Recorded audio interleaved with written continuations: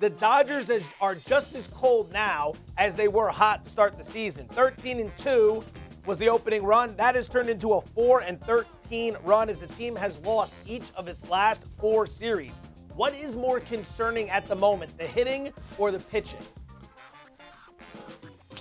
That's a really interesting question. I'm going to go to the pitching, and I'm going to specify it as the bullpen, because I think offensively, there's a belief that the guys who are struggling are going to get going just because that's what their track record suggests. These are superstars, a lot of them, who are struggling right now.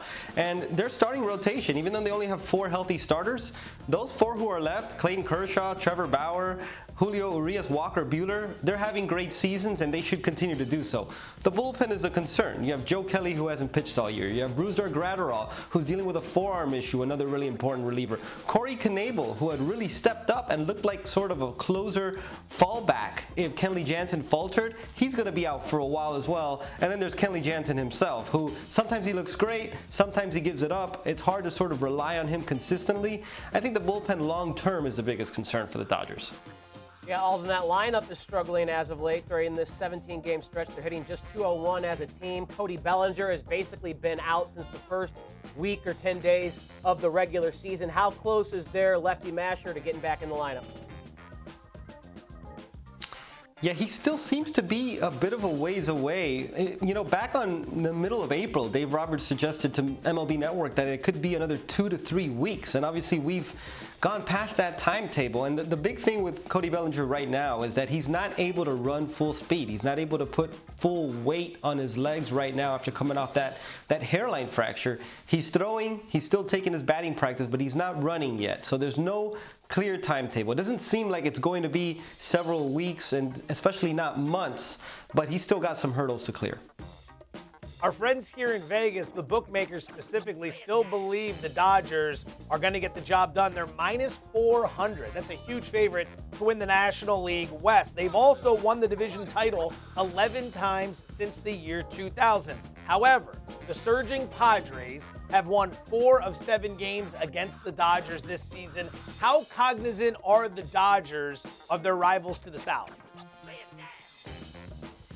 Yeah, look, the Dodgers were very cognizant of the Padres going into the year after having played 7 games against them in a span of 10 days that were super close from beginning to end every single game. Dodgers are really cognizant of them. I think long term, it doesn't seem like the Giants and what they're doing is sustainable in that division, but the Padres is. They have the talent to do this. Their pitching, their depth is right there in line with the Dodgers, and if the Dodgers are hurt, they're going to be vulnerable. I think they see this. This is a threat for them throughout the year, and I think right now for them the focus is they got to play better themselves to give themselves a chance, but the Padres loom as a threat for them the entire year if they stay healthy. All right, Alden, we'll get you out of here on this. A game of Would You Rather Hardware Edition. I got 2 bets for you. You tell me which one you would rather place at the ticket window. The Dodgers to win it all, the World Series at +325, or Trevor Bauer to win the NL Cy Young at 7-1. You know, this might be a surprising one, but I would take the Dodgers to win it all for a simple reason. I still think the Dodgers are easily the best and most talented team in baseball. I'm not sure that Trevor Bauer is the best pitcher on his own team. And if you look throughout the league, I mean, you mentioned it before I came on, their run differential, they've also lost a lot of one-run games, a lot of extra inning games. I know they need to play better, but look throughout the league. Every team that was considered to be a real threat to the Dodgers has struggled this year. The Braves, the Mets, the Yankees, the White Sox, the Astros, even the Padres themselves. Every team goes through these lulls. I still think the Dodgers are the best team. I think they're the team that can go out and get whoever they want in July if they have a need, and I would take that bet over the Bauer one. Alden, I wanted to fire off one more your way about the other team in Los Angeles, the Angels, who made some headlines today announcing that they were parting ways with Albert Pujols. 10 years, $253 million. That was the contract they signed with him 10 years ago. This is the final year of the deal. You've come this far on that deal. Why would you get rid of him today and not just finish off the season? I think there are a couple of layers to this, and we're going to hear more from the Angels a little bit later this afternoon and get a little bit more details about what exactly happened here. But I think it's a combination that Albert hasn't really produced to the level that he should, or even to replacement level for these last 2 or 3 years.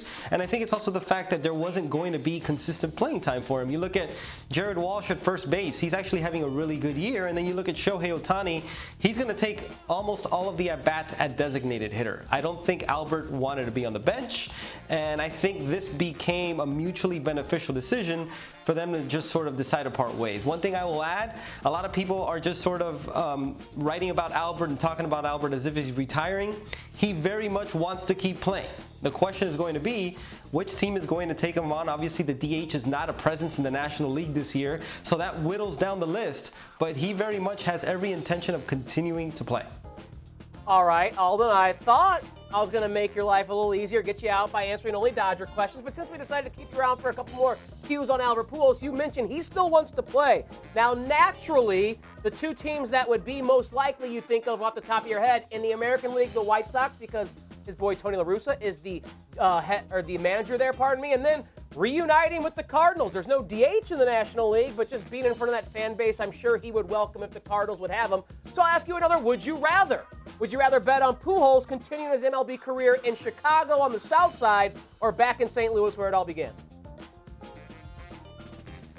I would definitely take the White Sox in that scenario for a couple of really simple reasons, one of which I already touched on, the presence of the DH and also the fact that they've been riddled by injuries. There's actually an avenue there for playing time for Albert.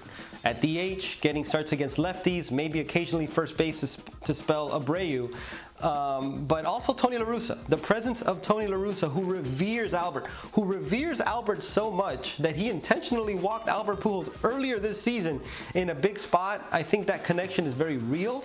I'm not saying it's going to happen, but if it's a choice between the Cardinals or the White Sox, I'd take the White Sox. And at this point, and we'll know more as the days go on, as the hours go on at least, I would take the White Sox over the field right now. They just seem like the most obvious landing spot for him.